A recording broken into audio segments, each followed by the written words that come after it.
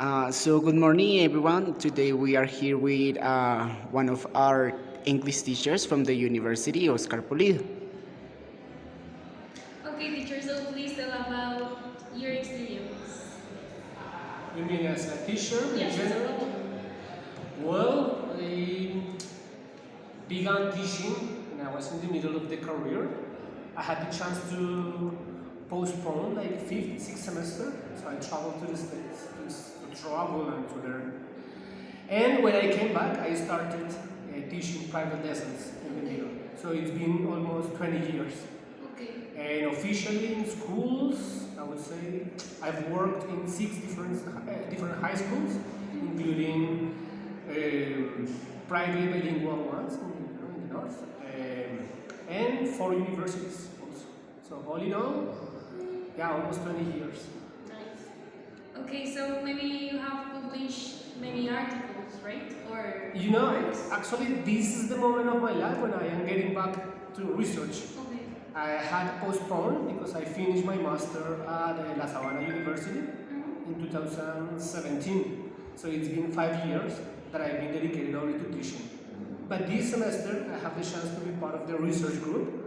So I am again in the road of writing, reading, publishing, correcting. Sure. Because the last thing I did was my thesis in the master's program. Okay, so how important is like for a teacher to have written or have read many articles? It's important because when you realize that you are teaching and teaching and teaching, there is this need to put the things into paper, to put not only like a narrative way of what is happening to your daily life, but in a more reflective and introspective way that you can even criticize your own practices. Sometimes when you are isolated teaching a class, you don't see those things, but when you are part of a group of research, for example, or when you are involved in reading some, let's say, a specific article or text about this, in that moment my motivation can grow about writing.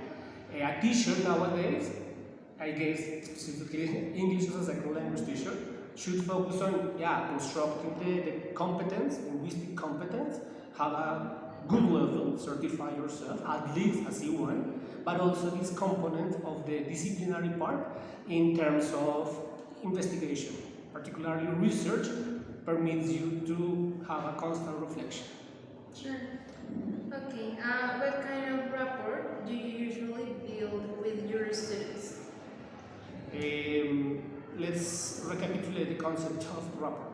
Give an example. Like, be close to them, willing to help them, something like that. Like the Like- you mean tips, kids? Like the connection you have with your Yes, students. like how you build connection with them.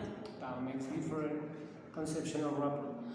Well, one thing is to talk like all the time about in this program, for example, like all the time about the role of the teacher, because you are not facing this reality as students, but now as pre-service or in-service teachers. So my speech has to be directed talking about your professional opportunities to have a kind of connection in this term of the speech. And specifically in the content, well, depends on the level of language, but try to make a kind of connection between the classical, boring reading lectures to a little bit of the interests of the students. Sometimes it's complex to, let's say, connect a lecture on engineering for IELTS test to your personal life, but you have to find a way, at least to make students speak about their life and what is going on, listen to them. Okay, so what could you say that is your teaching philosophy? It's eclectic and holistic. Eclectic because it reunites a little bit of how I understand the human can learn a new language.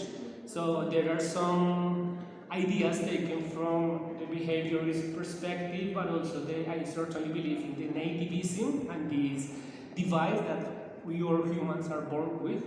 And eclectic because I don't get married to only one theory, but I try to involve some other aspects through the time that have been useful.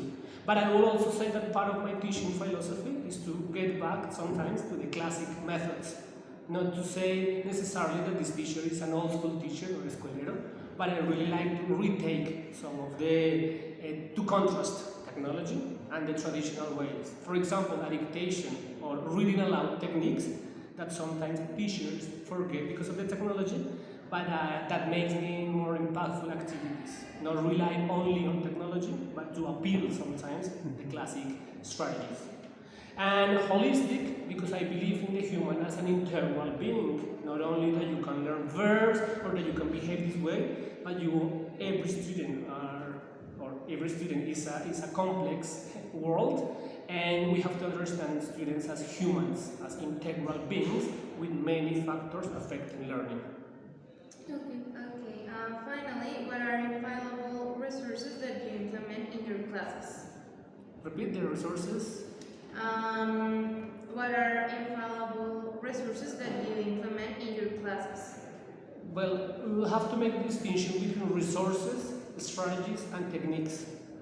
As I mentioned before, some of the techniques that work a lot in my classes are asking students to read aloud texts, to read in front of the other and correct each other. That like, most of the time works.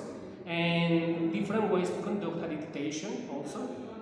So I would say that the tool can be through technology or through a piece of paper, but the intention you have behind it can be a technique, and if it is a little bit more elaborated, I can establish a strategy more elaborated.